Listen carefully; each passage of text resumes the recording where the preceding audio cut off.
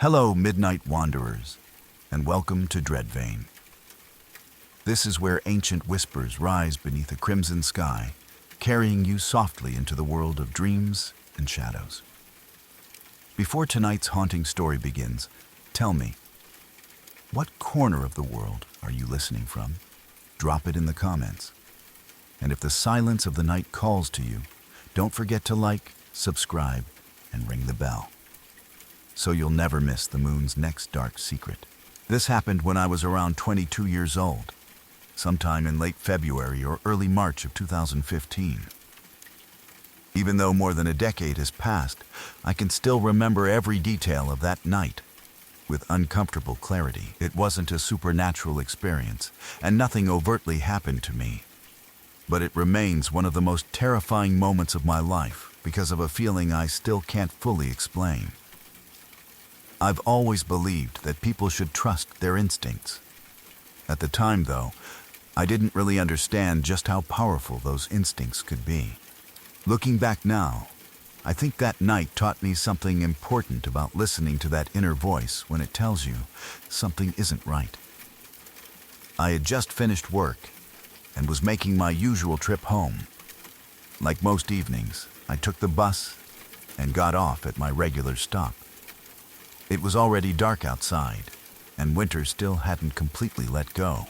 There were patches of old snow scattered around, especially in shaded areas where the sun hadn't reached. The air was cold enough that every breath came out in visible clouds. The route home was one I knew extremely well. To save time, I usually cut through a park that connected several neighborhoods. There was a walking path that ran through a large open field before leading toward my apartment. I had walked that route countless times before and never had any problems. The layout of the area is a little difficult to explain, but imagine a large walking path shaped somewhat like the letter F. One section extended farther than the others, while another branch angled downward into a wider open area. The path wound through open grass, scattered trees, and small sections of brush before eventually reaching an exit near residential streets. I knew every turn, every shortcut, every landmark. It was familiar enough that I could practically walk it with my eyes closed. That evening felt completely normal at first. I got off the bus and headed toward the entrance to the park. The streets were relatively quiet, and there weren't many people around. It was the kind of cold night where most people preferred staying indoors. As I approached the gate leading into the park, I remember feeling tired from work, but otherwise perfectly fine. Nothing seemed unusual. Nothing felt wrong. At least not yet. I stepped through the entrance and turned the corner onto the path. The moment my foot landed on a patch of snow, it made a loud crunching sound. That single sound changed everything. The noise echoed through the otherwise quiet park. Immediately afterward, I noticed a truck parked farther up the path. At first, I wasn't particularly concerned. Vehicles occasionally entered certain parts of the park for maintenance or other legitimate reasons. But then, I saw the people. There were several men gathered around the truck. I couldn't tell exactly how many at first, but I would estimate 4 or 5. They seemed to be standing around the vehicle doing something. To this day, I still don't know what. What I do remember is what happened next. The second the snow crunched beneath my feet, every one of them stopped what they were doing. Every single one. Then, they all turned and looked directly at me. The suddenness of it immediately sent a chill through my body. It wasn't just that they noticed me. It was how quickly and completely their attention shifted. One moment they were occupied with whatever they had been doing. The next moment they were all staring at me. I froze for half a second. Then I noticed something else. They had a large industrial-style work light set up near the truck. Without hesitation, they aimed it directly at me. The bright beam cut through the darkness and locked onto me. Suddenly, I was standing in the middle of a dark park under a spotlight. I couldn't see their faces clearly anymore because the light was shining directly into my eyes. But I knew they could see me perfectly. That was the moment fear began creeping in. I told myself there was probably a reasonable explanation. Maybe they were workers. Maybe they were fixing something. Maybe they were simply curious about who was approaching.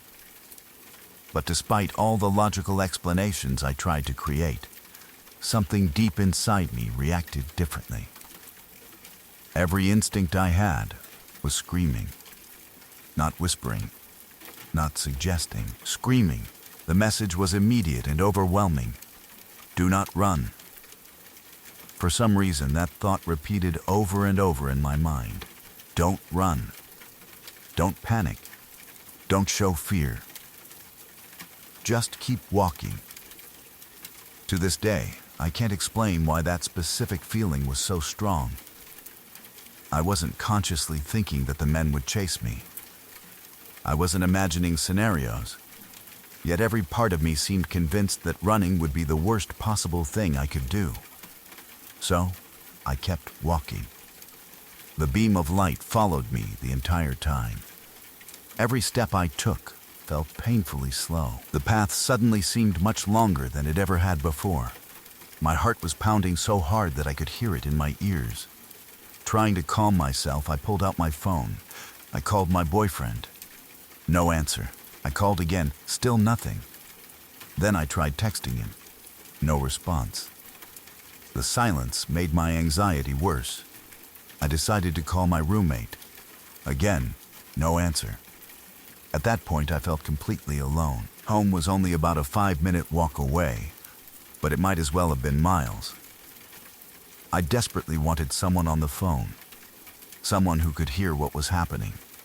Someone who could stay connected until I reached safety.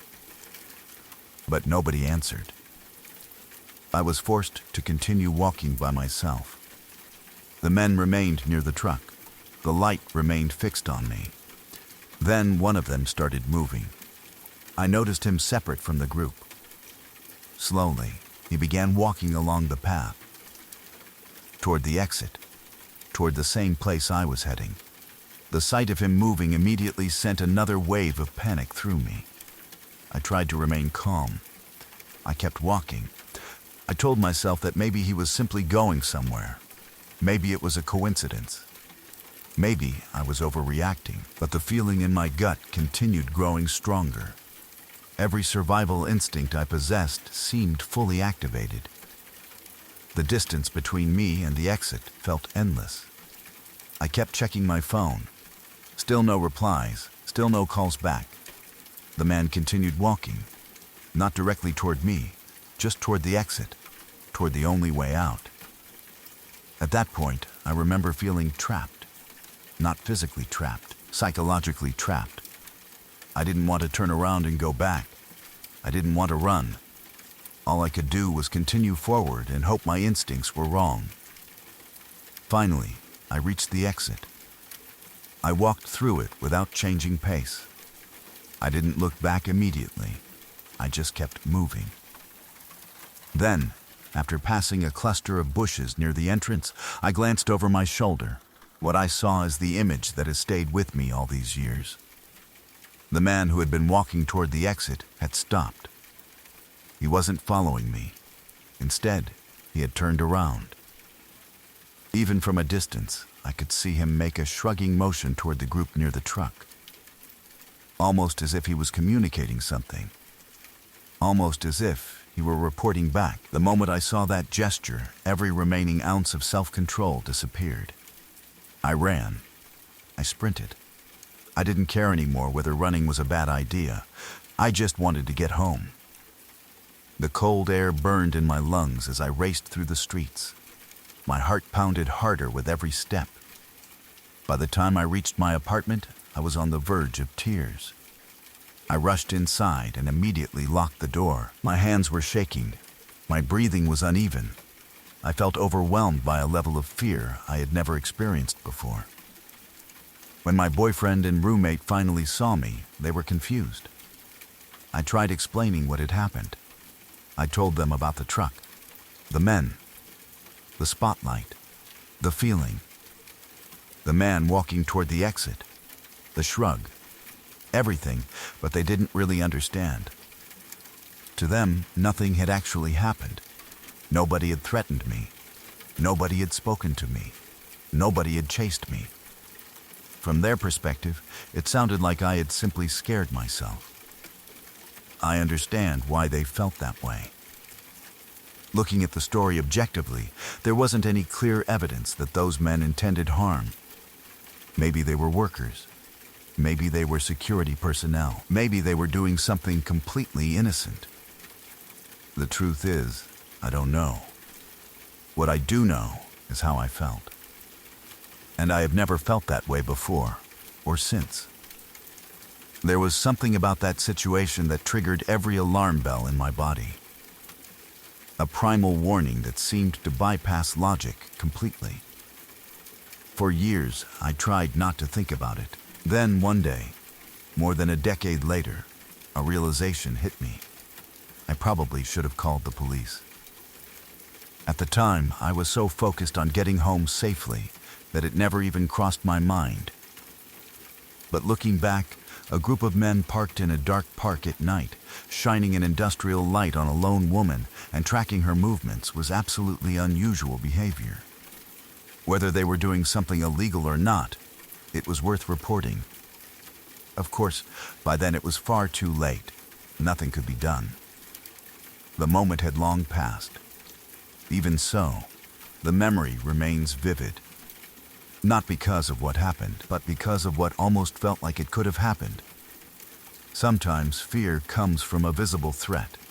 Other times it comes from a feeling so powerful that it overrides reason. That night, I learned just how loud human instincts can become when they believe danger is near.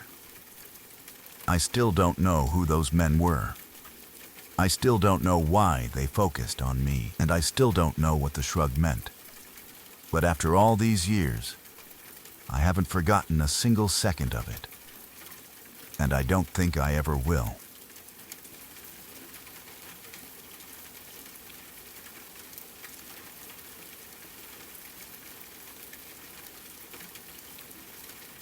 I've had two experiences in my life that still give me chills whenever I think about them. One happened recently. The other happened when I was a kid. To this day, I can't fully explain either one. The recent one happened literally just moments before I started writing this. It was late at night. The kind of night where everything outside is completely black. No people walking around. No traffic, just darkness. I was sitting at my desk browsing Reddit and wasting time before bed. My window was open because the air outside was cooler than inside the house. Everything was quiet. Normal, peaceful, then, completely out of nowhere, I heard a voice. Not from my computer, not from my phone, not from inside the house. It came from the other side of the window screen. A deep, raspy voice. The kind of voice that instantly makes every muscle in your body tense. And all it said was, "Hey fella, that's it." 2 words. But I've never moved so fast in my life. 1 second I was comfortably sitting at my desk. The next I was halfway out of my chair. My heart practically launched itself into my throat. I slammed the window shut immediately. No hesitation, no investigation, no curiosity, just pure instinct. Close the window. Now, I didn't look outside. I didn't answer. I didn't ask who was there. I've never been the kind of person who answers the door for strangers, and I'm definitely not the kind of person who answers a voice coming from a dark window at night. For all I know, it was someone playing a prank. Maybe a neighbor. Maybe some random person passing by. Maybe someone who genuinely needed something. I have no idea. And honestly, I don't really want to know. As I'm writing this, I still don't know who it was. For all I know, they could still be standing out there. But they're not getting a response from me. The older story is the one that really stuck with me, though, because that happened decades ago, and I still remember every second of it. When I was a kid, my family lived in a house with a basement that terrified me. I couldn't even explain why. Nothing bad had ever happened down there. No scary stories. No strange incidents. Yet every time I looked down those stairs, I felt uneasy. It was one of those irrational childhood fears that made absolutely no sense. The basement wasn't even particularly unusual. It was just old, dark, quiet, and creepy. One day my entire family was outside near the far end of the yard. I was playing outside too when I suddenly remembered a toy I'd left in the basement. Naturally, I wanted it. Unfortunately, nobody wanted to go get it for me. I begged. I complained. I tried convincing everyone else to do it. No luck. Eventually, I realized I was going to have to get it myself. I remember standing at the top of the basement stairs trying to build up courage. Then I came up with a strategy. I started repeating a phrase to myself, over and over, like a protective spell. There's no such thing as ghosts. I said it once. Then again. And again, with every step downward. There's no such thing as ghosts. The stairs creaked beneath my feet. There's no such thing as ghosts. The basement seemed darker than usual. There's no such thing as ghosts. By the time I reached the bottom, I was practically chanting it. I rounded the corner and headed toward a large walk-in closet located at the far end of the basement. Of course, my toy wasn't sitting near the front. That would have been too easy. It was all the way in the back. I kept repeating the phrase. Louder, now, trying to convince myself. Trying to drown out the fear. I stepped into the closet, reached toward the back, found the toy. Victory. At that exact moment, I grabbed the hanging light cord. Feeling incredibly brave, I practically shouted, "There's no such thing as ghosts." Then, I pulled the light. And that's when I heard it. A laugh. Not a normal laugh. Not a person laughing upstairs. Not a television. Not a family member. The deepest, strangest laugh I have ever heard in my entire life. It sounded wrong. Almost inhuman. Like something enormous finding me amusing. The sound seemed to come from nowhere and everywhere at the same time. The instant I heard it, every bit of courage disappeared. Pure terror flooded through me. I've never experienced fear like that before or since. For a moment, I genuinely thought I might pass out. Then, survival instinct took over. I ran. And when I say ran, I mean cartoon character levels of running. My feet were moving before my brain had even caught up. I exploded out of that closet, up the basement stairs, through the house, out the back door, straight toward my family. I don't remember stopping. I don't remember breathing. I just remember absolute panic. When I finally reached everyone, I was screaming about what I'd heard. Naturally, nobody believed me. My parents assumed I had scared myself. Maybe imagined something. Maybe heard a pipe creak. Maybe heard an echo. Anything but what I thought I'd heard. The only person who seemed willing to take me seriously was my grandmother. I still remember overhearing her talking to my parents afterward. She quietly said, "I told you something was in that basement." That sentence did absolutely nothing to help. If anything, it made the whole experience 10 times worse. Because now, the one person who believed me also seemed convinced the basement wasn't normal. After that day, I never went into that basement alone again. Honestly, I avoided it whenever possible. Maybe there was a perfectly reasonable explanation. Maybe the laugh came from outside. Maybe it was some strange noise that my terrified childhood brain interpreted incorrectly. That's probably the most logical answer. But even now, all these years later, I can still hear that sound in my memory. And every time I do, I feel the same chill run down my spine. I still don't know who said, "Hey fella," outside my window tonight, and I still don't know what laughed in that basement all those years ago. Maybe both have perfectly ordinary explanations. Or maybe some things are better left unexplained. Either way, I have no intention of opening that window to find out.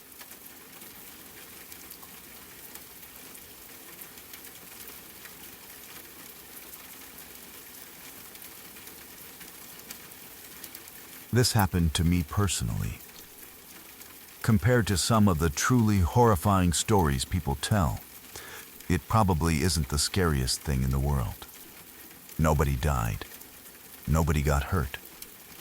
And maybe there are perfectly rational explanations for everything that happened. But it still freaks me out to this day. A few years ago, my family and I took a vacation to California over New Year's. Part of the trip included spending a couple of nights aboard the Queen Mary. At the time, I knew almost nothing about the ship. I knew it was old. I knew it was famous. And I knew it had been converted into a hotel. That was about it. What I didn't know was that the Queen Mary has a reputation for being one of the most haunted places in America. People talk about ghosts there constantly. There are guided tours centered entirely around paranormal stories. Certain rooms have become famous among ghost hunters. Entire sections of the ship are supposedly hotspots for strange experiences. I knew none of that when we checked in. Looking back, maybe that's what makes the story feel stranger. I wasn't looking for ghosts. I wasn't expecting anything unusual. I didn't even know I was staying near one of the ship's most infamous rooms, B340. Our room was split into two sections connected by a door. After we arrived around noon, I went into my side of the room and started unpacking my luggage. Nothing unusual, just the normal routine of settling into a hotel. I put my bags down, started hanging up clothes, looked around the room. At one point, I was standing near the center of the room examining a shirt I'd packed. As I started walking toward the bed, something touched my leg. Not brushed against my pants, not the sensation of fabric moving. Something touched me, specifically my right leg. I immediately looked down. Nothing, no object, no person, no animal, nothing at all. For a second, I just stood there staring, trying to understand what I'd felt. The closest comparison I've ever been able to come up with is a cat rubbing itself against your leg. Anyone who's owned a cat knows the feeling. That gentle pressure as they brush past you. That's exactly what it felt like. Except there wasn't a cat. There wasn't anything. The experience only lasted a second or two, and eventually I convinced myself it was probably nothing. Maybe I imagined it. Maybe my clothes shifted. Maybe it was one of those weird sensations the brain creates occasionally. So I shrugged it off and moved on. The following day, my family joined one of the guided tours of the ship. The guide spent hours talking about the history of the Queen Mary, the ship's construction, its military service, the people who had lived and worked aboard it. Eventually, we made our way up to one of the upper decks. That's when the guide mentioned something interesting. Back when the ship was operational, cats had lived aboard to help control the rat population. Apparently, they were common throughout various parts of the vessel. Then the guide casually added something that made my stomach tighten. He said that one of the more frequently reported paranormal experiences involved people feeling what seemed like cats brushing against their legs. Some guests even claimed to hear meowing when no animals were present. I remember standing there, completely still, because I hadn't told anyone about what happened in my room, and until that moment, I hadn't connected it to anything. Maybe it was a coincidence. Probably it was. But hearing those exact words less than 24 hours after feeling something brush against my leg definitely got my attention. Still, that wasn't the experience that truly scared me. That came later. Much later. After the tour, we spent the rest of the evening exploring the ship. The Queen Mary is enormous, and at night it feels very different from a modern hotel.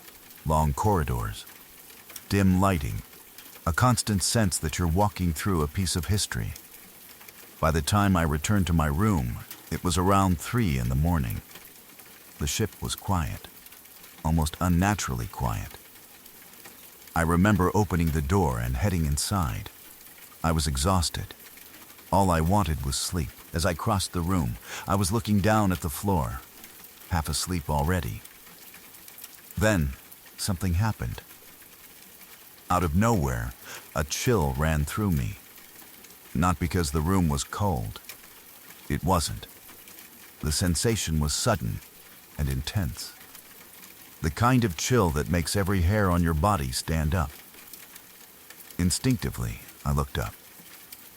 My eyes landed on the far corner of the room, specifically the corner of my bed, and that's when I saw it. Sitting on the edge of the mattress was what looked like a human-sized gray cloud. Not a person, not a shadow, not smoke, just a shape. A vaguely human-sized mass of gray sitting there in the darkness. For a split second, my brain struggled to process what I was seeing. I remember staring at it, trying to understand it, trying to make it become something ordinary, a pile of blankets, a trick of the light. Anything, then realization hit. And every ounce of courage immediately abandoned me. I spun around and ran. I don't mean I walked quickly. I ran. Straight out of the room. Straight to my dad's room. I was so terrified that I started laughing hysterically. That strange kind of laughter people sometimes get when they're completely overwhelmed by fear. I must have looked insane. I burst into his room and tried explaining what I'd just seen. To his credit, he didn't dismiss me. Instead, he got up and walked back with me. Together we entered the room. I pointed toward the corner of the bed. Nothing was there. The room looked completely normal. No gray shape, no shadow figure, nothing. Just a bed in the corner of a room. Exactly as it should have been. My dad looked around, found nothing unusual, and eventually went back to bed. I, however, did not. At least not easily. Every shadow suddenly looked suspicious. Every sound made me jump. I spent the rest of the night replaying what I'd seen over and over in my head, trying to convince myself there was a logical explanation. Maybe I was tired. Maybe the lighting created some weird illusion. Maybe my brain filled in details that weren't actually there. Those explanations make sense. Probably more sense than anything paranormal. But the problem is that the image remains crystal clear in my memory. I can still picture exactly where it was sitting, exactly what it looked like, exactly how I felt when I saw it. And that's what makes the experience so unsettling. Not because I'm convinced I saw a ghost, but because it felt real. Very real. Maybe the Queen Mary is haunted. Maybe it isn't. Maybe I experienced nothing more than coincidence, exhaustion, and an overactive imagination. Or maybe I spent 2 nights sharing a room with something I couldn't explain. Whatever the truth is, one thing is certain. I didn't sleep very well for the rest of that trip.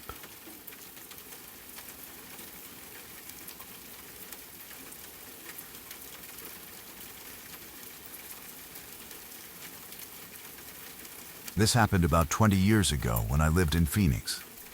Back then, one of my favorite things to do was take random day trips into the mountains.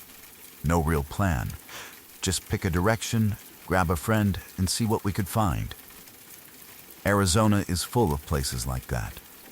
Old roads, hidden trails, abandoned sites, waterfalls tucked away in canyons. Half the fun was simply exploring. One day, near the end of fire season, a friend and I headed north toward the mountains around Pine and Strawberry. At least I think that's where it was. We'd heard about some waterfalls and decided to spend the day looking for them. The drive was beautiful. Tall pines, cooler air, the kind of scenery that makes you forget you're only a couple of hours from the desert. Eventually, we reached a section of road that had been closed. There had apparently been a wildfire in the area not long before. The road barrier was up and no vehicles were allowed through. Since we weren't in any hurry, we pulled over. The plan was simple: stretch our legs, walk a little, see what was ahead, then head back. The road beyond the closure had turned into dirt. It followed the edge of a steep cliff, but was surprisingly wide. 3 lanes across in some places. At first, it seemed perfectly harmless. Then we noticed something. Leaning against a signpost beside the road was a deer leg. Inside a shoe, an actual deer leg, wearing a shoe. To this day, I have no explanation for it. It was one of those things that's instantly unsettling. Not because it was dangerous, because it made absolutely no sense. I remember stopping and staring at it. My immediate reaction was that maybe we'd seen enough, maybe it was time to turn around. My friend disagreed. He laughed and hit me with, "Where's your sense of adventure?" Fair point. So we kept walking. A few minutes later, we passed a sign. It read, "Drive 5 and stay alive." We laughed. It sounded ridiculous, a little dramatic. Who puts up a sign like that? Then we passed another one. Same message, "Drive 5 and stay alive." Then another, and another. The farther we walked, the less funny the signs became. The road surface was loose sand and gravel. Even on foot, you could tell traction would be terrible. A vehicle going too fast wouldn't have much room for error. I found myself becoming increasingly glad the road was closed. The atmosphere started feeling strange. Not supernatural, just unsettling. The kind of place where your instincts quietly tell you something is wrong. We kept walking, maybe half an hour, maybe less. Neither of us was paying much attention to time. Eventually, we noticed something ahead. The road appeared to end, which didn't make any sense. According to the map, this road was supposed to continue eventually towards Sedona. There shouldn't have been a dead end. As we got closer, we saw another sign, "Drive 5 and stay alive." By this point, we weren't laughing anymore. We reached what looked like the end of the road. Then we realized it wasn't a dead end at all. The road simply made an incredibly sharp turn, almost a 45-degree angle to the left. The wide roadway suddenly narrowed to a single lane, and directly beyond it was empty space. A steep drop into a deep ravine hundreds of feet below. Suddenly, everything clicked. A driver approaching too quickly would see what appeared to be a straight road, hit the brakes, lose traction, and slide right off the edge. The signs weren't exaggerations, they were warnings, very serious warnings. The whole place felt different after that realization. We stood there quietly for a while. The view itself was beautiful, mountains stretching into the distance, trees everywhere. Exactly the sort of landscape people drive hours to see. I walked closer to the edge and looked down into the ravine. At first I thought I was seeing a dumping ground. Large objects were scattered all over the bottom, dark shapes, metal, debris. The farther I looked, the stranger it seemed. I couldn't identify anything. There were tires visible, pipes, random pieces of metal. But nothing made sense. Then my brain finally put the pieces together. The tires weren't separate. They were attached to something. Cars, the objects below weren't junk. They were vehicles, dozens of them. Or at least it felt like dozens. All upside down, all crumpled, all scattered across the ravine floor. Some looked ancient, others looked newer. One in particular appeared disturbingly recent. The realization hit both of us at once. Every one of those vehicles represented a person, a family, a driver, a passenger, someone who had come around that corner too fast, someone who had ignored the signs, or someone who simply made one mistake. We just stood there, staring, completely horrified. The signs suddenly felt less like road safety warnings and more like gravestones. Then we noticed one final sign near the edge. Unlike the others, it looked brand new. We walked over and read it. It wasn't a traffic sign. It was a memorial. It described a fatal accident that had happened only weeks earlier. Someone had died there the month before. Standing in that spot suddenly felt surreal. We hadn't set out looking for tragedy. We'd been searching for waterfalls, adventure, scenery. Instead, we'd accidentally stumbled upon a place where people had been dying for years. A place where the evidence was still lying at the bottom of the ravine for anyone willing to look. Neither of us felt much like exploring anymore. The excitement was gone. The curiosity was gone. All that remained was a strange mix of sadness and unease. We turned around and walked back the way we came, past the memorial, past the warning signs, past the deer leg and the shoe. The entire hike back felt different. Quieter, neither of us had much to say. Even after we got back into the car, the mood never really recovered. For the rest of the day, we kept asking each other the same question. Did that really happen? Because it felt like one of those strange experiences that doesn't quite seem real afterward. Like something from a movie. A bizarre sequence of increasingly unsettling discoveries leading to a cliff full of wrecked cars and a fresh memorial for someone who had died there only weeks before. We never did find the waterfalls. And honestly, by then, neither of us cared anymore. Some places leave an impression on you for their beauty. Others leave an impression because they remind you how quickly life can end. That road managed to do both.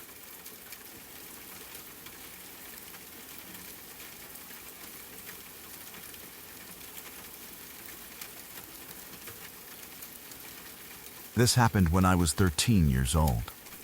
Even now, decades later, my younger brother and I still remember it. We've talked about it a few times over the years, but not often. Especially not him. Whatever happened that day left a mark on both of us.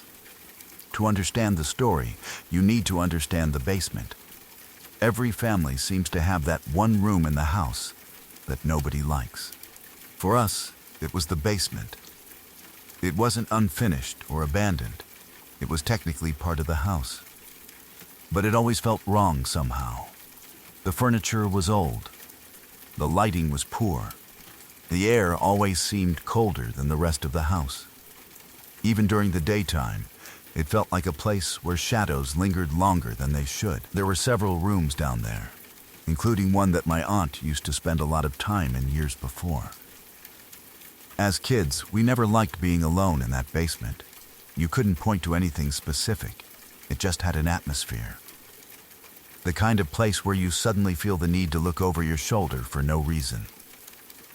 One morning, when I was 13, I woke up feeling sick. Not terribly sick, just sick enough that I desperately didn't want to go to school. My 11-year-old brother wasn't feeling great either. After enough begging, our mom finally agreed to let us stay home. There was just one problem. Our stepdad wasn't exactly a fan of mental health days. If he thought we were skipping school without a serious reason, we'd never hear the end of it. So my mom came up with a plan. We would stay downstairs in the basement until he left for work. Then we'd be free to come back upstairs. At the time, it sounded reasonable. Neither of us was thrilled about spending the morning in the basement, but it seemed better than going to school. So, We grabbed some blankets and headed down. We settled into the room where my aunt used to hang out. The plan was simple: sleep until our stepdad left, then go upstairs and enjoy our unexpected day off. I fell asleep fairly quickly. My brother didn't. At some point later, I was violently pulled out of sleep by screaming, not shouting, not calling my name. Screaming, the kind of scream that instantly floods your body with adrenaline. I sat upright, completely disoriented. My brother was staring toward the doorway, terrified, absolutely terrified. He kept yelling at me to close the door. Close the door. Close the door. Over and over. I demanded to know what was wrong. His answer didn't help. According to him, he'd seen something in the basement bathroom. Something large, something covered in fur. He described it as looking almost like a giant cat standing upright like a person. A human-shaped cat. At 13, I immediately assumed he was imagining things. He'd just woken up. The basement was creepy. His mind was playing tricks on him. At least that's what I wanted to believe. Then I heard it. A scratching sound. Soft at first, almost faint, coming from somewhere outside the room. I froze. The scratching continued, slowly moving along the wall, getting closer. My brother immediately started crying.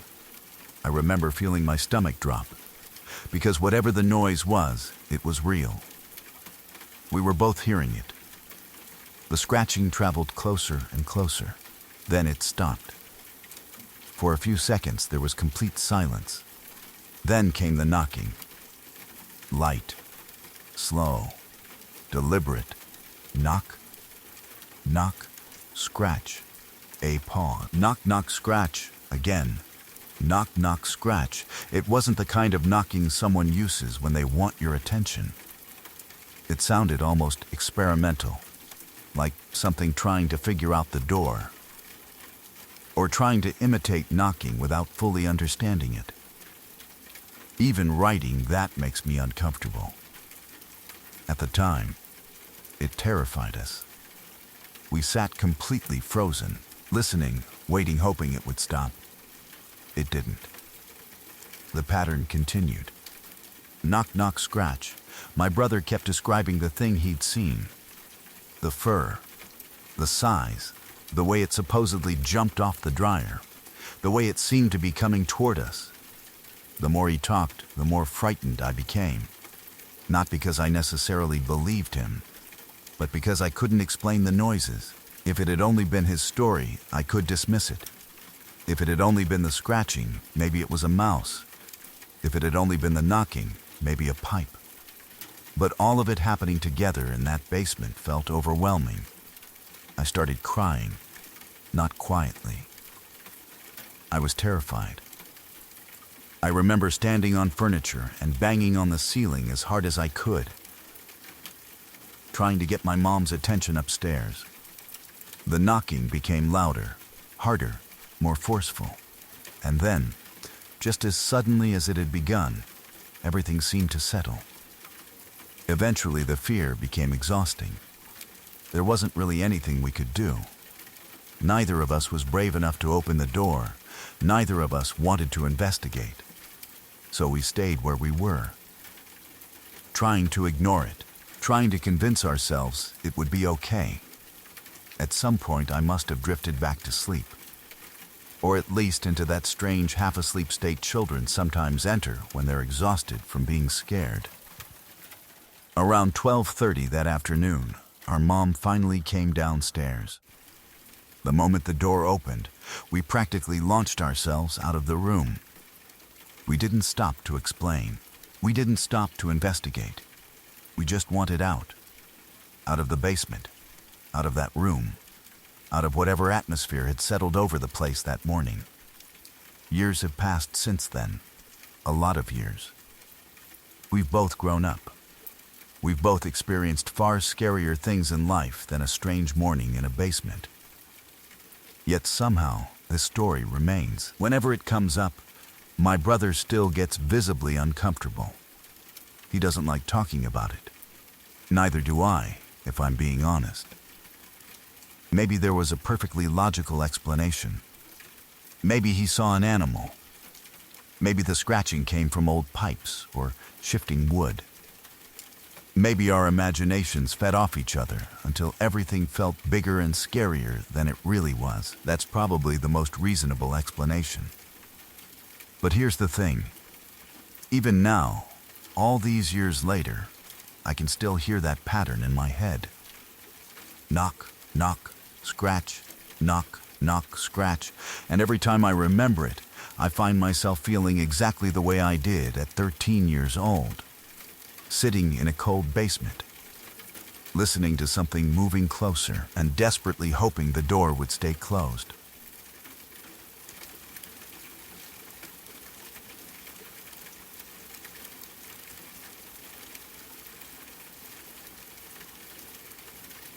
This happened when I was around 11 years old. Even now, years later, it's one of the few memories that can still make the hair on the back of my neck stand up. At the time, my family had just moved into a new house. There were 6 of us, and before that, we'd all been crammed into a tiny one-bedroom home. The new place felt enormous by comparison. 3 bedrooms, a backyard, enough space that everyone wasn't constantly on top of each other. For the first month or 2, everything was completely normal. No strange noises, no weird neighbors, no creepy stories, just a family settling into a new house. My bedroom was positioned in a way that gave me a direct view toward the backyard. My mom had hung up these thin, lacy white curtains over the window. They weren't exactly blackout curtains. At night, you could still see shapes and shadows through them. Normally, that would have terrified me because I was scared of the dark as a kid. But our dog slept right by the back door every night, and she was extremely protective. Knowing she was there always made me feel safer. One night, long after everyone had gone to bed, I woke up. Or maybe I'd never fully fallen asleep. I honestly can't remember. What I do remember is lying in bed facing the wall. The house was completely dark, completely quiet, except for the sounds of my family sleeping. I could hear my sister snoring softly from the other side of the room. I could hear my dad's much louder snoring coming from down the hall. All the bedroom doors were open, as they usually were. And because of the way the house was built, I knew something important. If anyone walked into my room, I'd hear it. The floors creaked. Badly, there was one particular section of floor outside my room that absolutely could not be crossed quietly. You stepped there, everybody knew. So I wasn't worried about anyone sneaking up on me. Then, something strange happened. Out of nowhere, I got this overwhelming feeling that I needed to check on my sister. Not curiosity, not concern, an almost desperate urge. I suddenly felt like I needed to get out of bed and hug her, make sure she was okay. The feeling came from nowhere and made no sense. I could hear her breathing. She was asleep. Everything was fine, yet the feeling wouldn't go away. Then my entire body went cold. I don't mean I felt chilly. I mean every muscle seemed to lock up at once. And before I could even process what was happening, I felt something touch my head. A hand, an actual hand, resting gently on the top of my head. To this day, I can still remember exactly what it felt like. It wasn't cold. It wasn't ghostly. It wasn't vague. It was warm. Warm and unmistakably human. The moment it touched me, every ounce of fear in my body exploded. I wanted to scream. I couldn't. I wanted to move. I couldn't. I wanted to turn around and see who was there. I couldn't. I was completely frozen. The hand remained there, just resting on my head. Gently, almost affectionately, which somehow made it even worse, because it didn't feel violent. It felt familiar, like someone comforting a child. Except I knew nobody should have been there. I could still hear my sister sleeping.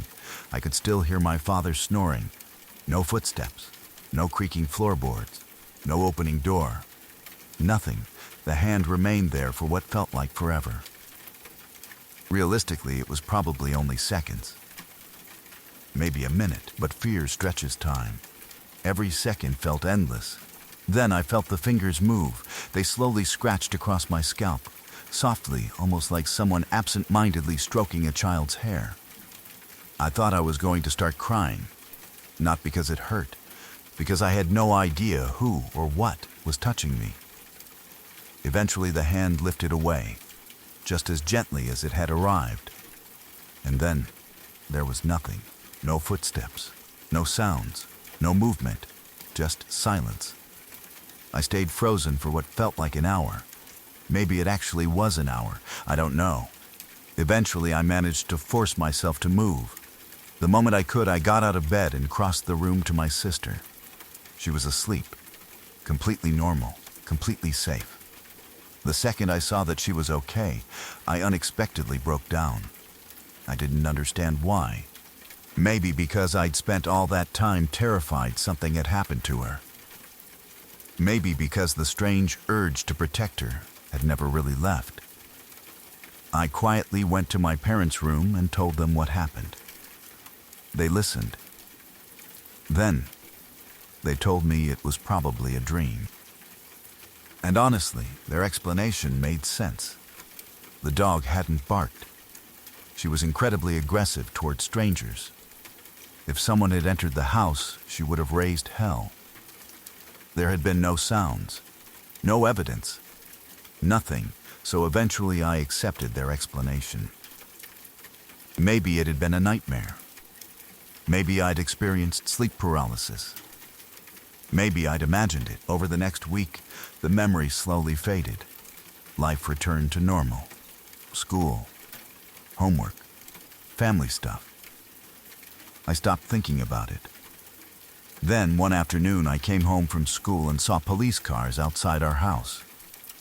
My stomach immediately dropped. My first thought wasn't about myself. It was my sister. I jumped out and ran toward the house. When I saw my parents and all my siblings standing together, I felt immediate relief. Everyone was okay. After things calmed down, I asked what happened. That's when I learned something I never forgot. Our backyard contained an old 2-story shed. The upper level was mostly used for storage. That day, my dad had gone up there looking for some tools. Instead, he found someone. A woman. Apparently, she'd been living inside the shed. She was filthy, thin, frail looking. Nobody knew how long she'd been there. When my father confronted her, she didn't panic. She didn't run. According to him, she simply smiled. Then she said something that still makes my blood run cold. She told him that my sister was very pretty and asked whether he still wanted her. Just like that. As casually as someone commenting on the weather. The police were called immediately. I don't know every detail of what happened afterward. I don't know who she was. I don't know how long she'd been watching the house. And I don't know whether that night in my bedroom had anything to do with her. Maybe it didn't. Maybe the hand was a dream. Maybe it was sleep paralysis. Maybe the timing was just an awful coincidence. But even now, all these years later, I still remember how real that hand felt. I still remember the urge to protect my sister. And I still remember hearing that a stranger had been living only a few yards away from our family, without us knowing. Whether the two events were connected or not, I can't say. But I've never forgotten either of them, and ever since then, I've been obsessive about one thing. Lock your doors. Lock your windows. And never assume you know who might be watching from outside.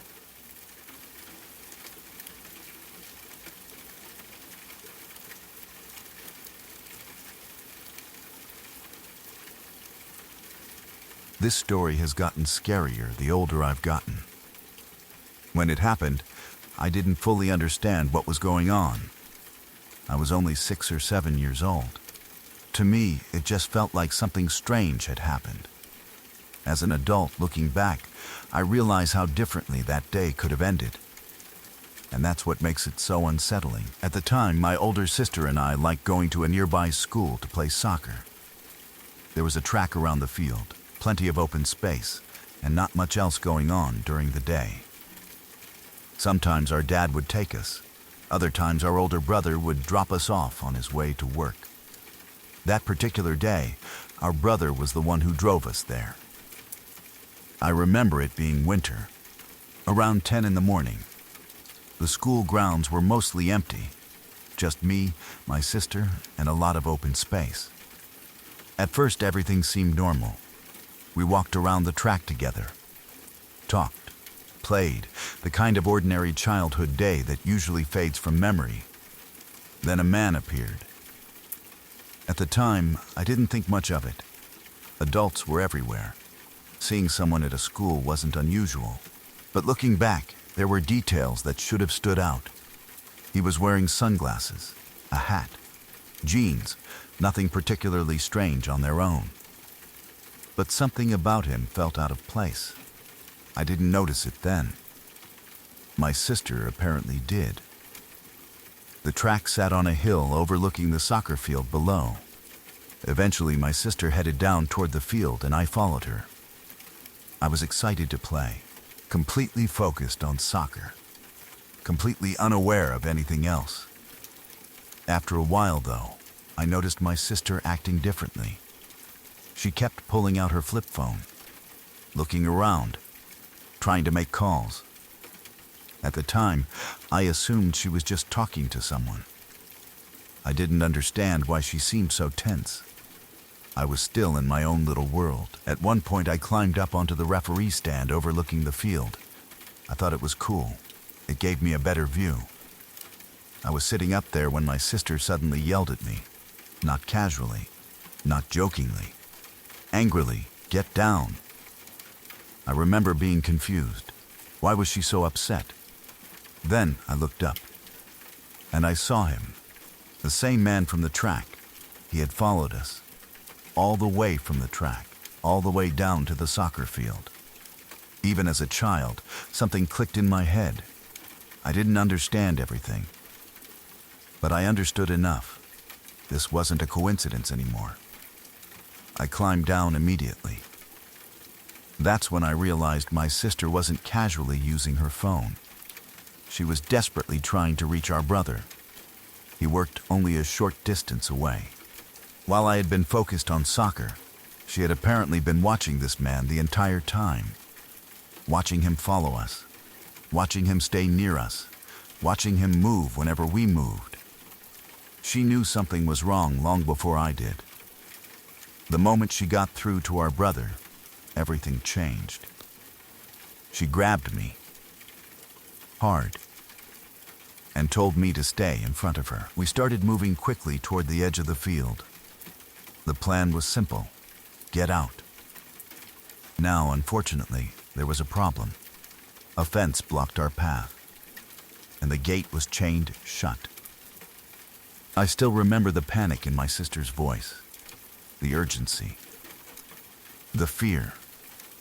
She wasn't acting like an annoyed older sibling anymore. She was acting like someone trying to protect a child, because that's exactly what she was doing.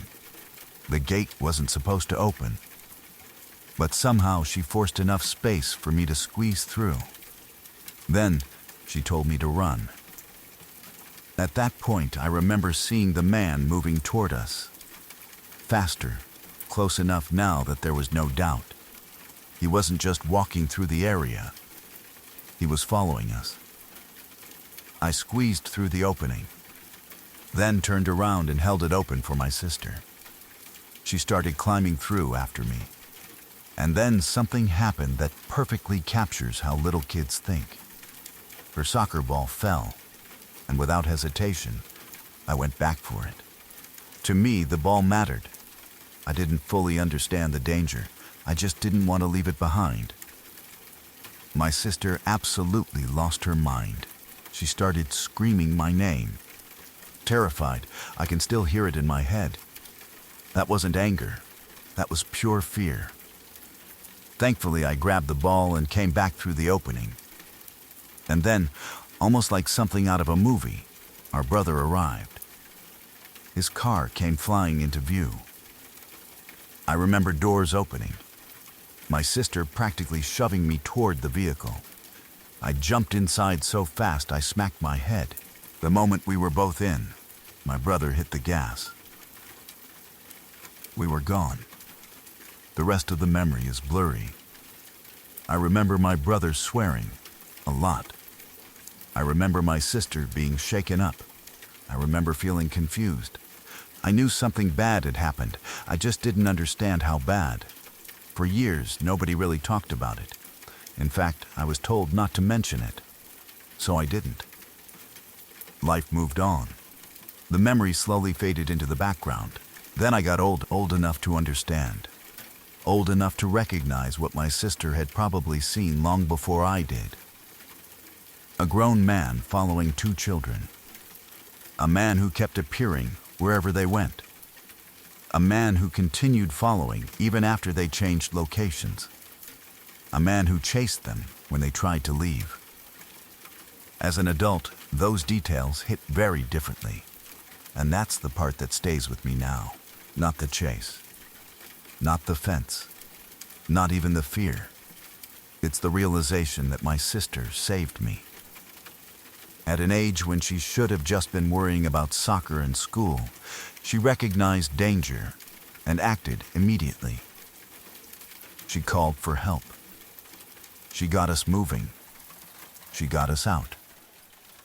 And because of that, I'm here telling this story instead of becoming one. Sometimes I think about all the missing person posters I've seen over the years.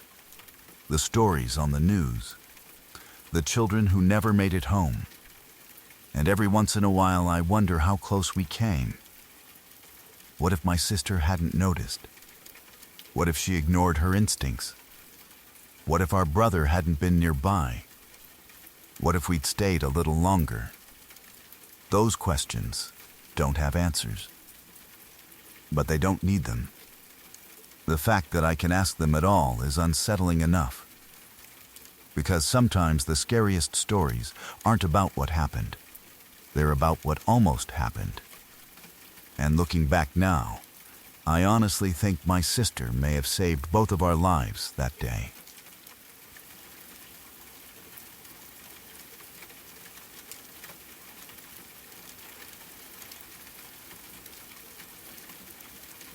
This happened when I was a teenager. To this day, I still can't explain the feeling we had that night. Maybe it was coincidence. Maybe it was intuition. Maybe our brains noticed something before we consciously did. Whatever it was, I've never felt anything quite like it since. I was staying at my friend George's house for the week. Like a lot of teenagers, we thought sneaking out at night was a great idea. We had electric bikes and decided to ride around after everyone had gone to sleep. Nothing unusual, just 2 kids looking for something to do. At some point, we ended up at the local high school, where a few other kids were hanging around. We spent a while there talking, messing around, and wasting time. Eventually, we realized we needed to get back. The problem was that our bike batteries had died. Completely, so now we had to walk. Normally, that wouldn't have been a big deal. But George's dad had an early work meeting at 6 in the morning, and if we weren't back before he woke up, we'd be caught immediately. It was already around 5. We needed the fastest route home. That route went through an alleyway. During the day, it wasn't a place anyone worried about. People walked through it all the time. I'd been there before. George had too. The difference was that neither of us had ever gone through it at that hour. Not in complete darkness. Not when the entire neighborhood felt asleep. We entered the alley, and immediately something felt strange. The first thing I noticed was the silence. Not normal silence, the kind of silence that makes you aware of itself. This was South Philly. Even late at night, there was usually something. A car, a dog barking, people talking somewhere in the distance, a television through an open window. Something. That night there was nothing. No cars, no birds, no voices, no movement, no signs of life whatsoever. The whole area felt empty, almost abandoned. As we walked deeper into the alley, I suddenly felt something I still struggle to describe. The best way I can explain it is that my entire body went on alert at once. My head started tingling. Not pain, not dizziness, just a sudden, overwhelming feeling that something was wrong. Very wrong. It wasn't a thought. It wasn't me convincing myself to be scared. The fear arrived first, instantly, like a switch being flipped. I turned to George, and before I could even fully explain what I was feeling, I asked, "You feel that too?" His answer came immediately. Yeah. That was all I needed to hear. The fact that he felt it too made it infinitely worse. Because now, it wasn't just my imagination. Whatever was happening, we were both experiencing it. Without another word, we started running. Not jogging, not speed walking, running as fast as we could. I remember looking over my shoulder multiple times. Nothing was there. No person, no animal, no obvious threat. Yet every instinct I had was screaming at me to get away. So we did. We sprinted all the way back to his house and made it inside safely. For the rest of the morning, we talked about how weird it felt. Neither of us had an explanation.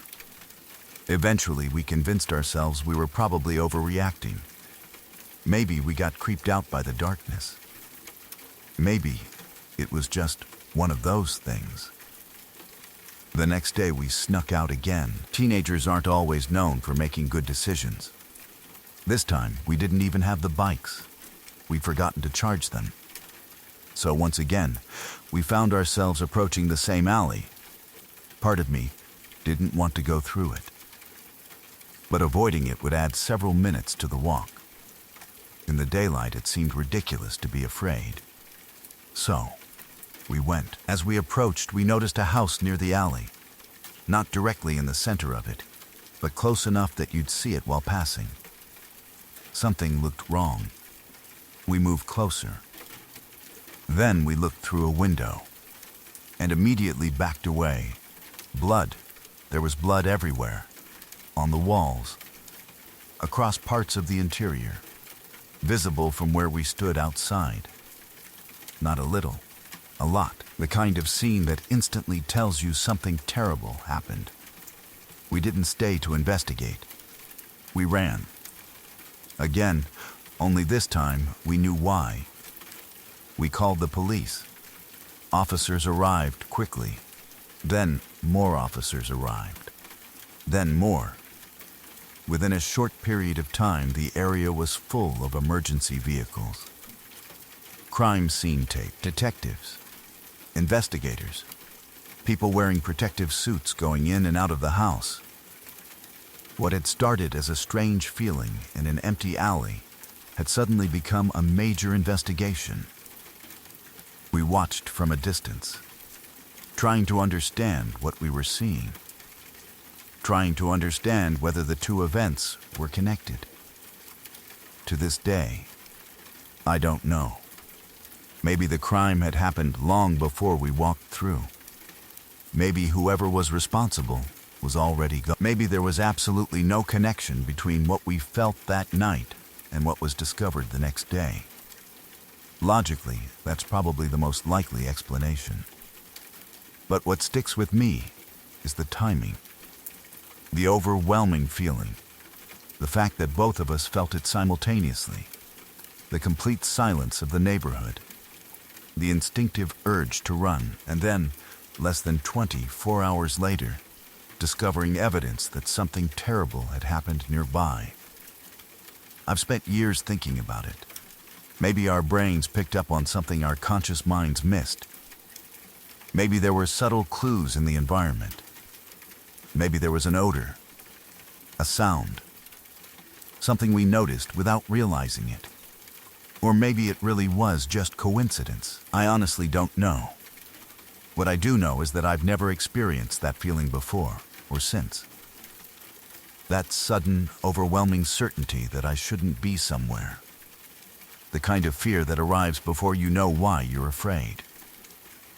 And every now and then, when I think back on that alley, I still wonder what exactly it was that made us run.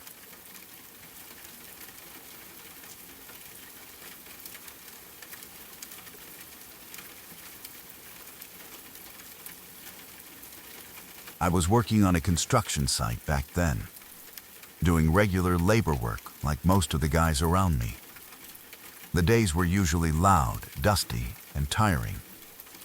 There was always the sound of machines running, metal hitting metal, workers shouting instructions, and tools being used all the time. It was the kind of place where everyone was focused on getting the job done as fast and safely as possible. But at the same time, small routines and habits slowly became part of the daily life there. One of those small things was a black cat that used to come around the site almost every day. Nobody really knew where it came from at first, but after a while, it just became part of the place. It would appear near the edges of the site, usually around lunchtime, or when things got a bit quieter. Some of the workers started feeding it scraps of food without really thinking too much about it. Leftover bread, bits of meat, anything they had in their lunchboxes that they didn't finish. Because of that, the cat kept coming back, again and again. It started to feel like it belonged there in a strange way. Most of us didn't mind it. In fact, some people liked seeing it because it broke the stress of the workday. When things got exhausting, watching the cat walk around slowly or sit in the shade made the place feel a bit more normal, almost peaceful for a moment. But there was one guy on the site who was completely different. He didn't like animals at all, especially cats. He would say they were dirty and annoying, and he never wanted it anywhere near him. Every time he saw the black cat, his mood would change immediately. He would shout at it, stomp his feet, or throw small objects near it just to scare it away. Sometimes he even tried to kick it if it got too close, although the cat was usually quick enough to stay out of reach. Most of us didn't agree with how he behaved, but nobody really made a big issue out of it. People just avoided arguing with him and let things be. The cat, for its part, also learned to stay away from him most of the time, but it still came around the site because of the food other workers gave it. The site had heavy machinery, and one of the main tools we used was an industrial wood chipper. It was a loud, powerful machine used to break down wooden scraps and branches into small pieces. Everyone knew it was dangerous, and there were strict rules about keeping distance and paying attention while using it. Normally, only experienced workers handled it. On the day I remember most clearly, everything was going on as usual. The sun was bright, the air was dry, and the sound of construction filled the area like always. That particular guy who hated cats was working near the wood chipper. He was feeding scraps of wood into it, standing close to the machine as it pulled in and crushed the material. Most people were busy with their own tasks, so not many were paying attention to him at that exact moment. The black cat was somewhere around the site like it usually was, moving quietly between piles of materials and shaded areas. At some point, the cat came closer than usual.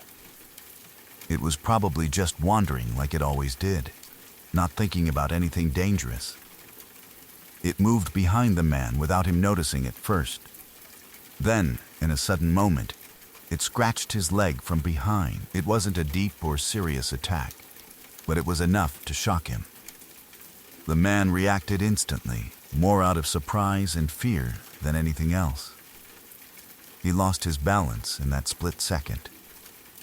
The area near the wood chipper was already dangerous because of the moving parts and the noise, and that sudden reaction was all it took.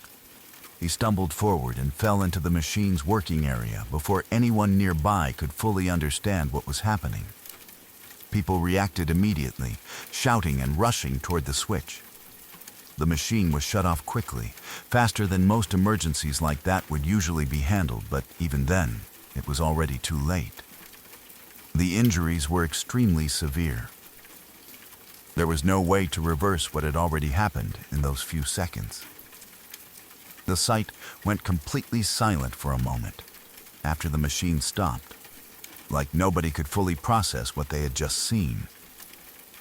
Then everything turned into chaos, with people calling for help, shouting for emergency services, and trying to figure out what to do next. The ambulance arrived quickly, but by the time they got there, it was clear that there was nothing they could really do to save him.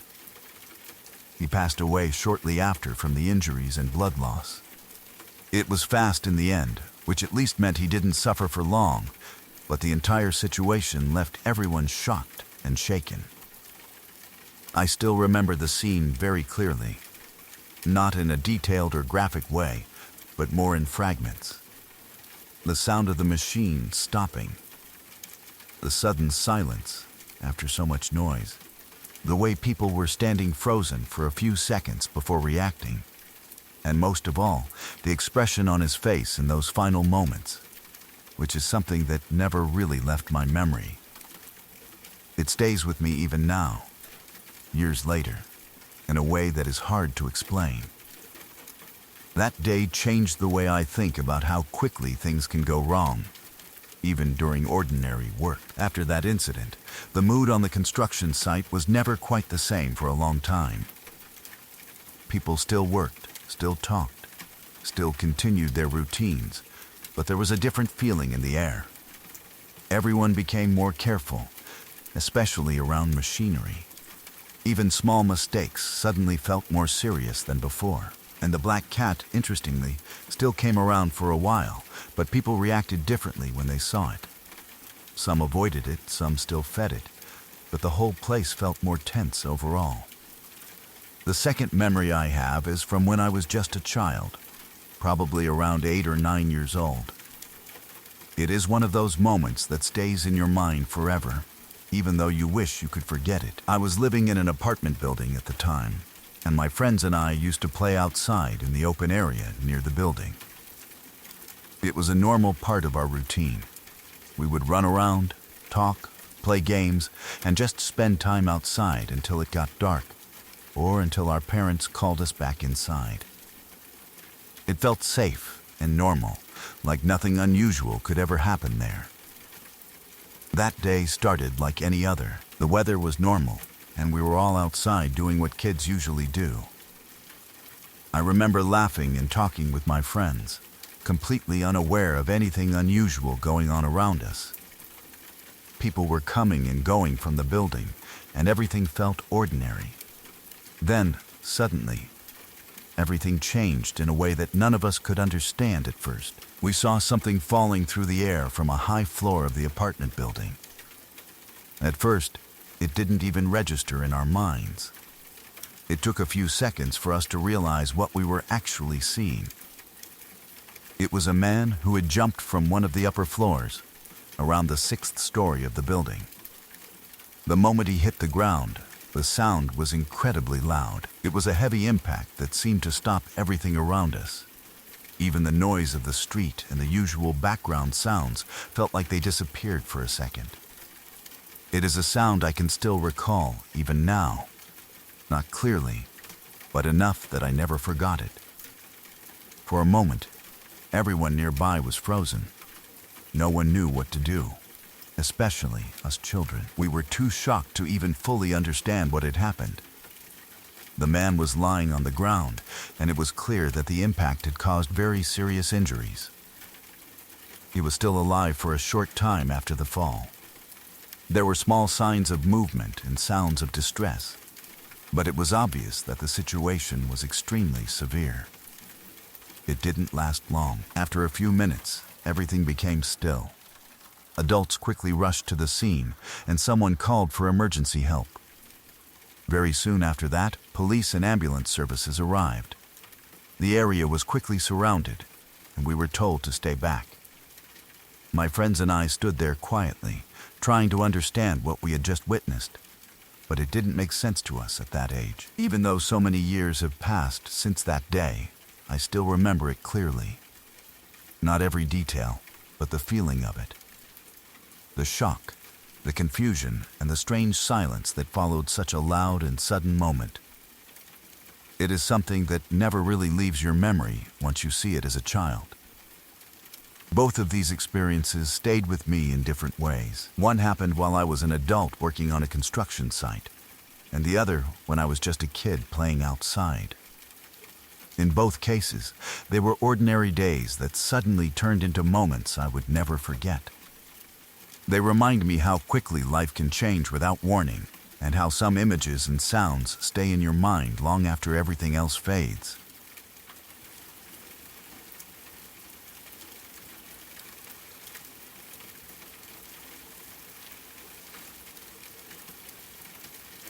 About 20 years ago, when I was around 9 or 10 years old, my home life was going through a very difficult period. My parents were in the middle of a divorce, and the atmosphere in the house was heavy almost all the time. There were constant arguments, tension, and a general sense of instability that I didn't fully understand at that age, but I definitely felt it.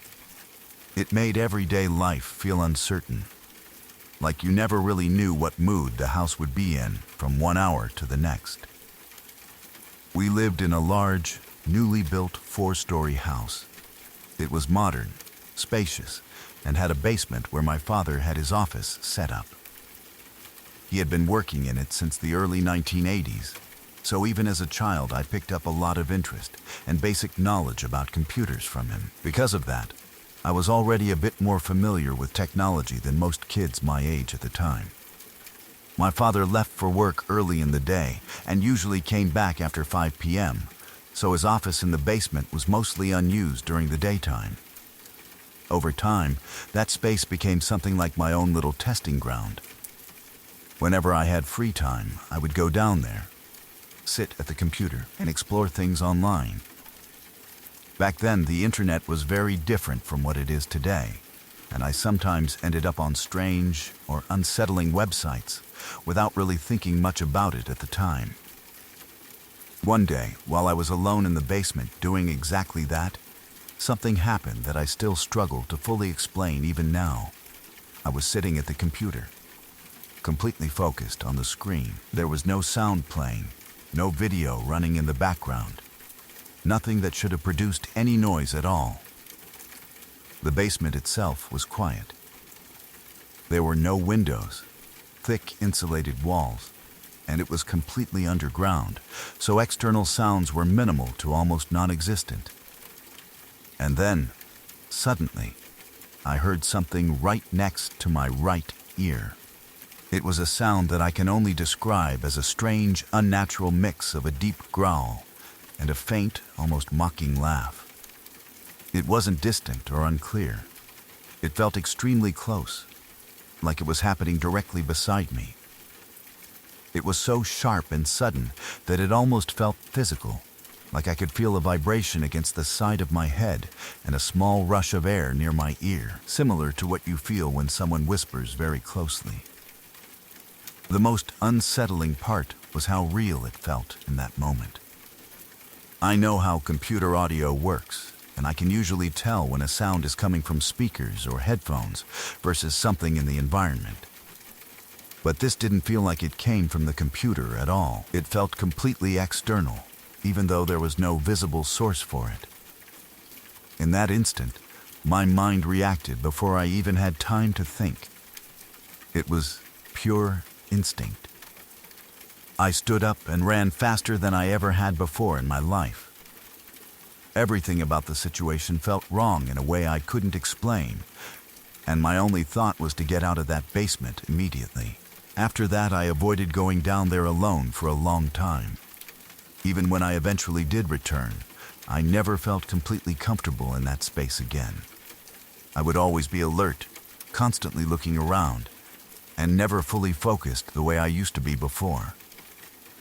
It felt like something in my perception of that place had changed permanently after that moment. Interestingly, I wasn't the only one who experienced strange things in the house during that period. Our nannies also mentioned feeling uneasy at times or noticing things they couldn't fully explain. My younger brother, who was around 6 years old at the time, also had his own experience. One day, he came running downstairs from the 4th floor, crying and panicking, saying he had seen a tall black figure entering one of the small storage rooms in the play area. That floor was mostly used as a play space for us kids, and there were 2 small storage rooms on either side that were supposed to just hold toys and other items. They didn't connect to anything else and were just simple enclosed spaces, so his reaction really unsettled everyone. The second event that happened during that time involved both my brother and me directly. One night, while we were sleeping, we suddenly heard a bell ring inside our room. It was extremely clear and loud, and it woke both of us up at the exact same time. At first, we didn't think too much of it. We assumed it might have been one of our toys or something accidentally left in the room that made a sound. But then it happened again the next night, and then again. From that point onward, the bell would ring at a specific time every night. What made it even more disturbing was not just the sound itself, but the way we reacted to it. Every time it rang, both my brother and I would wake up instantly without any delay, as if something was triggering our awareness at that exact moment. It didn't matter how deeply we were sleeping or how tired we were. The reaction was immediate and consistent every single time.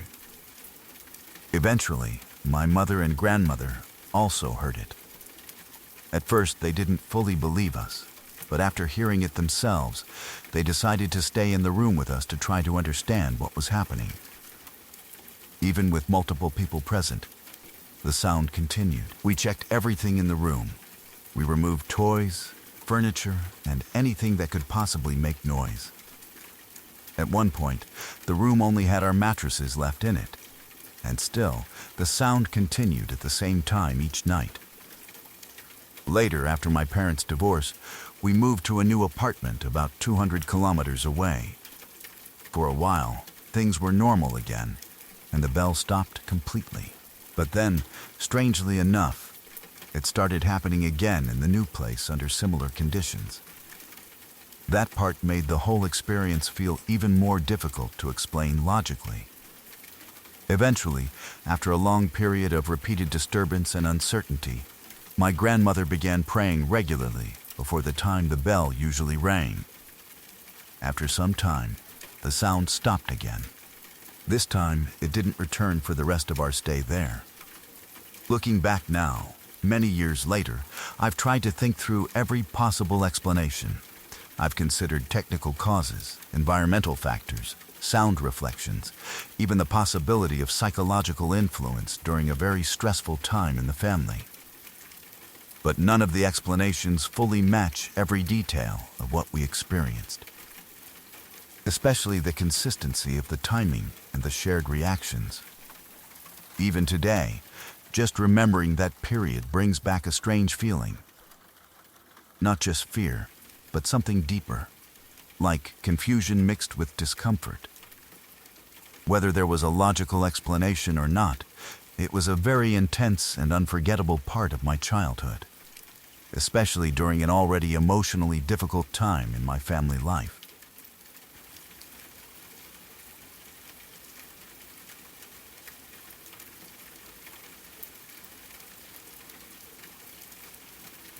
A couple was riding their bikes along a frontage road in my town, and they were hit and killed in a tragic hit and run.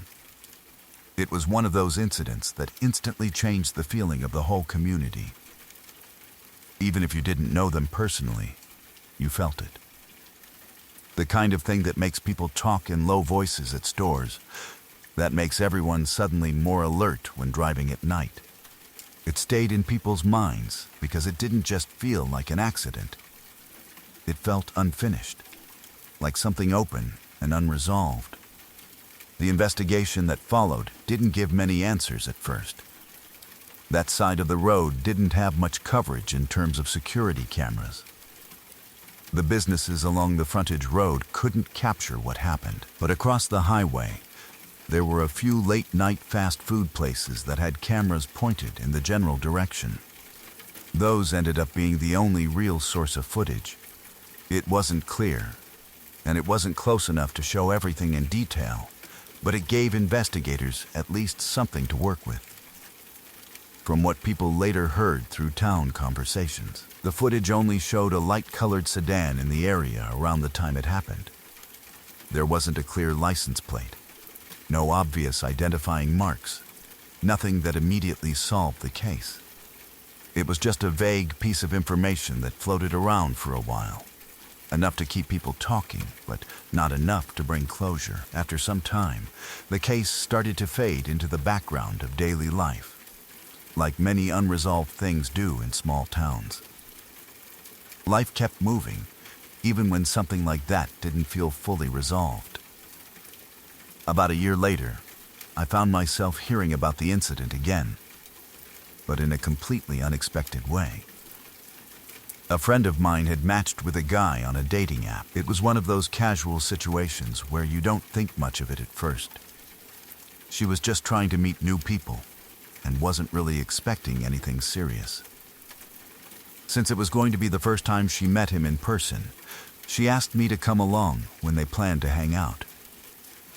She didn't want to be alone with someone she didn't really know, and in a small town where everyone is loosely connected, it felt normal to look out for each other like that.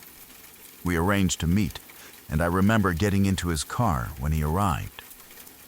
It was a light-colored car, which didn't mean anything on its own, but it immediately reminded me of the only detail that had ever been mentioned in connection with that old hit-and-run case. At the time, I didn't say anything.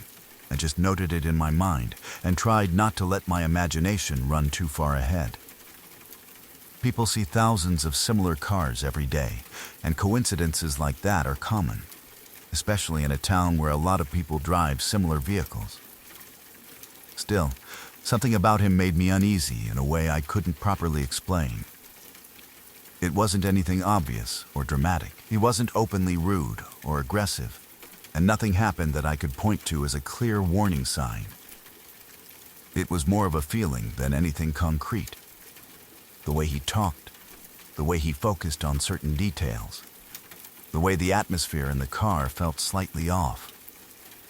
It was subtle, the kind of discomfort you only really notice when you look back on it later rather than in the moment. We didn't end up seeing him again after that night, and life just moved on like it was a normal, forgettable experience.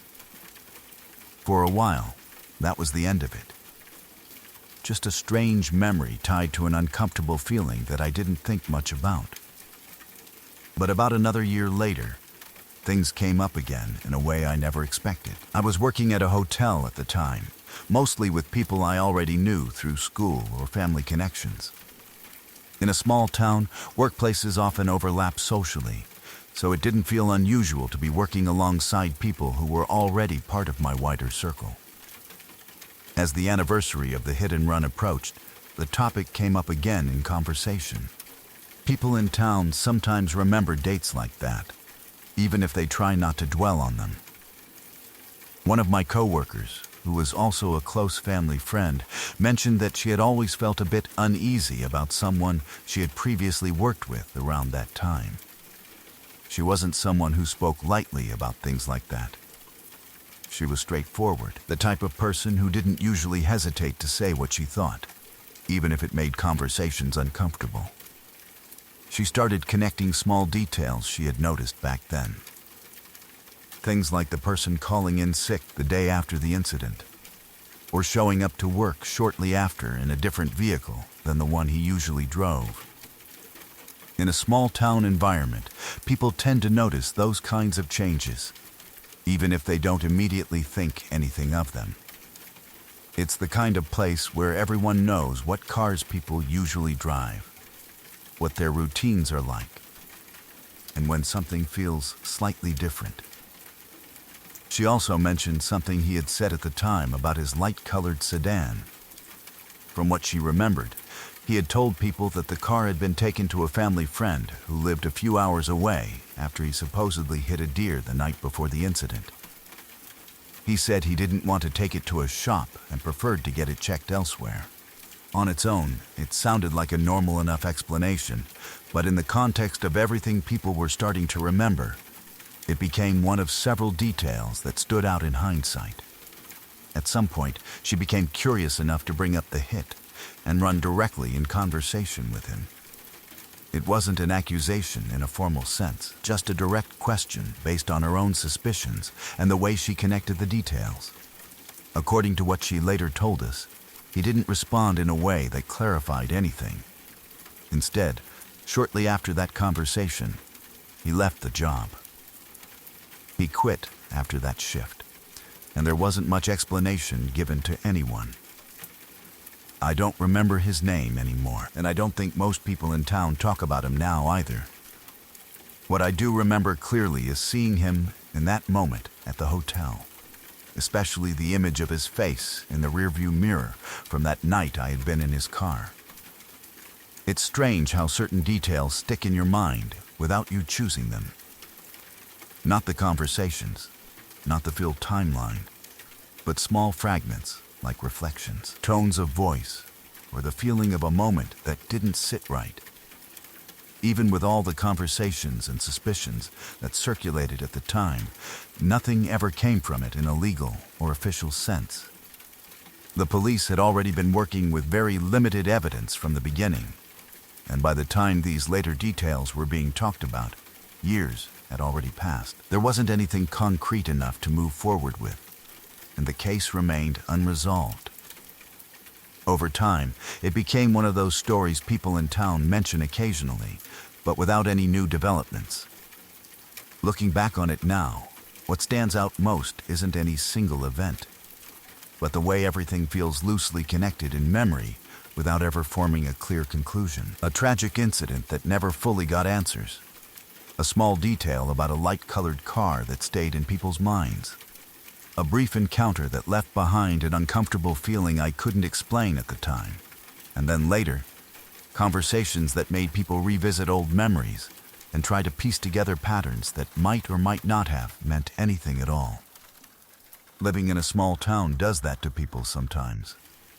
It makes stories overlap in ways that feel personal even when you're not directly involved. It also makes it hard to separate coincidence from meaning, because everything feels close enough to be connected. In the end, though, there was never a confirmed explanation. Only suspicion, memory, and the quiet weight of something that never reached closure.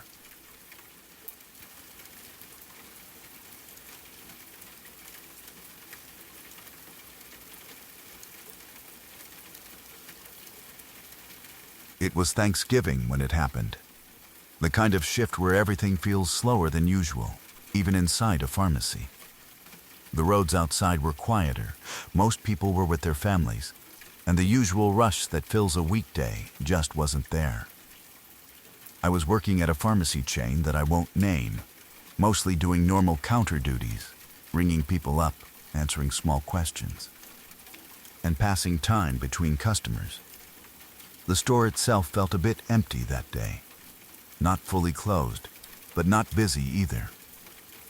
The lights always felt a little too bright when there weren't many people around, and the silence between customers made you notice small things you normally wouldn't care about. Every footstep sounded louder. Every door chime felt more noticeable. That's when he walked in. He was a short man, wearing sunglasses even though we were indoors, which already stood out a little. He had a mustache and a kind of tired look about him, like someone who hadn't properly rested in a while. He was carrying a 3-ring binder under his arm, and it had a printed cover page that looked like it had been made at home. The image on it was low quality, like something printed from an old inkjet printer. It had a state flag on the front, but it didn't look official or professional in any real sense. It just looked personal, almost improvised. Along with the binder, he had a few small items in his hand.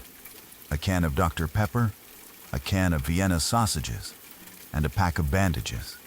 It was an odd combination, not something you usually see someone buying together, but working in retail, you get used to strange combinations. People come in with random things all the time, and most of the time you don't question it too deeply. He placed everything on the counter, and I started scanning his items. He was quiet at first, just standing there, watching me work. The sunglasses made it hard to read his expression, which added a slight layer of discomfort, but nothing alarming enough to make me stop what I was doing. Then, while I was ringing him up, he mentioned casually that he had been stabbed recently. He said it in a way that didn't sound like he was trying to get attention. It sounded more like a fact, something he was just stating while waiting for his items to be scanned. He pointed slightly toward the bandages, like that explained everything. I remember pausing for a second, but not reacting strongly. In that kind of environment, you hear a lot of things that range from exaggerated to completely unexpected. Sometimes people joke, sometimes they overshare, and sometimes you just don't know how serious something really is. I assumed it was one of those situations where the injury wasn't severe, or maybe even something misunderstood. The area we were in wasn't the safest part of town, and we did get customers who were homeless, struggling, or dealing with mental health issues. So my mind just placed him into one of those categories without thinking too deeply about it. I finished scanning his items and told him the total. He paid without any issue, still calm, still speaking in that same flat tone. Then he asked if he could use the restroom to clean himself up and take care of his injury. I didn't see a reason to say no. It was a normal request, and we had a code for the restroom, so I gave it to him. As he walked away toward the back of the store, I noticed something I hadn't paid attention to before. He had left the binder behind on the counter. At first, I thought he just forgot it. People leave bags and items all the time, and usually you just set them aside for when they come back. But something about it made me hesitate. I don't know why. Maybe it was the way it was placed so deliberately before. Or maybe it was just the strange feeling of the whole interaction not quite matching normal behavior. I stood there for a moment looking at it, telling myself I should probably just leave it alone. It wasn't mine, and it wasn't my business. But curiosity is a strange thing, especially in a quiet moment when nothing else is happening around you. The store was empty, my supervisor was somewhere in the back, and the man was still in the restroom. Eventually, I did something I immediately wish I hadn't done. I opened the binder. The first page was a printed photograph. It showed a man, but not in a normal context. The image was disturbing, showing a body in a state that made it very clear the person had been dead for some time.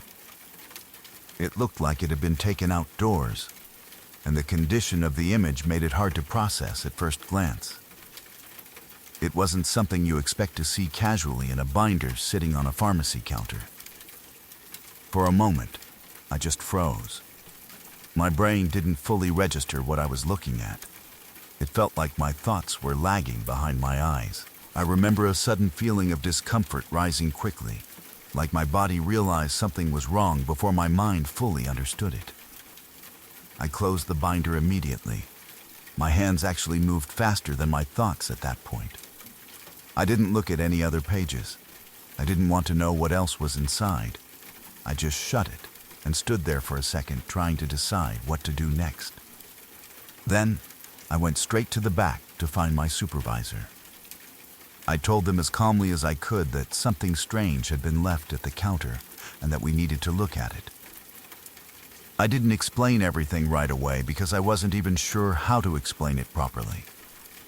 It didn't feel like something you casually describe during a normal shift. My supervisor followed me back up front, and by the time we got there, I already had a bad feeling that something wasn't right. But when we reached the counter, the binder was gone.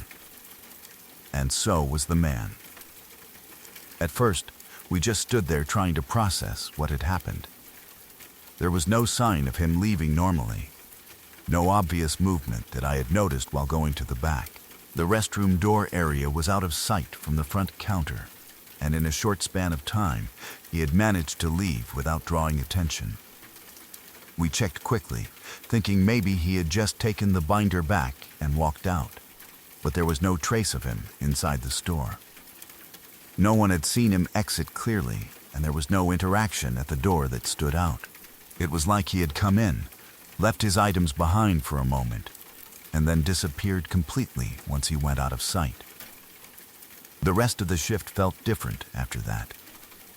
Even though nothing physically dangerous had happened to me, the atmosphere of the store changed in my mind. Every time the door opened, I looked up a little faster. Every time someone walked in, I paid more attention than usual. I kept replaying the interaction over and over, trying to understand what was real and what I might have misunderstood. The strangest part wasn't even just the binder itself. It was how quickly everything shifted from a normal transaction to something that didn't make sense anymore. The calm way he spoke, the unusual items he brought, the injury he mentioned, and then the sudden disappearance. It all felt disconnected, like pieces of a situation that didn't fully fit together. Later, when I thought about it more, I realized how quickly I had tried to rationalize everything while it was happening. I had immediately placed him into a category that made sense for the environment we were in. Someone injured, possibly struggling, maybe unstable, but still just another customer. That assumption made everything feel normal long enough that I didn't question it until it was too late. Even now, what stays with me isn't just the image I saw for that brief moment, but the feeling of how quickly it all unfolded. The way an ordinary shift on a quiet holiday could shift into something confusing in just a few minutes.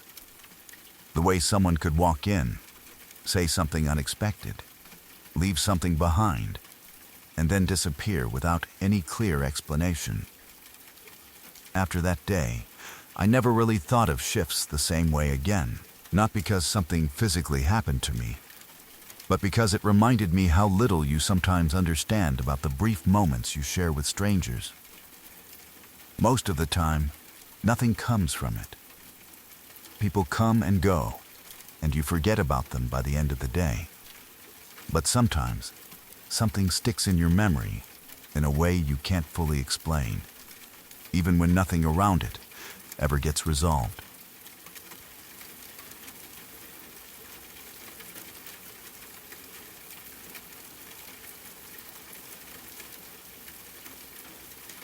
I've had a few experiences like that too. The first one happened a couple of years ago. I was up late gaming in my room when I suddenly heard shouting outside. At first, it didn't sound too unusual. In that area, it wasn't rare to hear people yelling at night, especially drunk arguments or random noise from the street. But this was different. It sounded more intense, more panicked, almost like someone was losing control of a situation. Right after that, I heard a heavy, dull thud. Not sharp, not metallic, just a deep impact sound like something or someone had hit the ground. It came from the side of the building where my skylight was. That mattered because my room layout was awkward. I had two windows on one side, but the skylight was on the other, facing the roof, so I couldn't just lean over and look down at what was happening. From the skylight, all I could see was the roof itself, nothing below street level. For a moment I considered getting up, but then I just didn't. I told myself it was probably nothing serious. People argue, things get thrown, noise happens in cities. It was easy to rationalize it and go back to my game, which is exactly what I did. A little later, I noticed flashing lights outside. A police car, maybe an ambulance. I've never been great at telling them apart at night in Germany. The light reflected off nearby buildings, and it looked like something serious was happening, but I still couldn't see the actual scene. I only had that partial view from my room. So again, I didn't think too deeply about it. I just assumed it was one of those typical late-night incidents that happen in any residential area. The next day, my mom mentioned something that changed how I thought about the whole thing. She told me there had been an incident in the neighboring house. Apparently, there had been a heated argument between a man and his girlfriend. At some point during the argument, he threatened to jump out of the window if she didn't stop yelling at him. And then, he actually did it. That dull sound I had heard earlier, the one I didn't think much about, was him hitting the ground. From what I later understood, he survived the fall since it was only from a relatively low floor. But the whole situation stayed with me, not because I saw it happen, but because I heard it without realizing what I was hearing. It's strange how your brain can completely disconnect a sound from its meaning in the moment, and only later reattach everything once you know the context. Even now, it makes me think about how many things we witness indirectly, without ever fully understanding them at the time. The second story is shorter, but it's one of those things that sticks because of how quickly everything changed. There was a town festival that my mom and I went to. It was one of those normal community events where everyone kind of knows everyone, or at least recognizes familiar faces. We met up with some friends there, and at one point I was introduced to a woman my aunt knew. She was a neighbor of my aunt, but I had never met her before that day. It was a casual introduction, nothing unusual, nothing that stood out. Just a normal conversation in a crowded, loud festival setting. She seemed completely ordinary. There was nothing in her behavior or tone that would make you think anything was wrong. We spoke briefly, the kind of small talk you forget almost immediately afterward, and then everyone went on with their evening.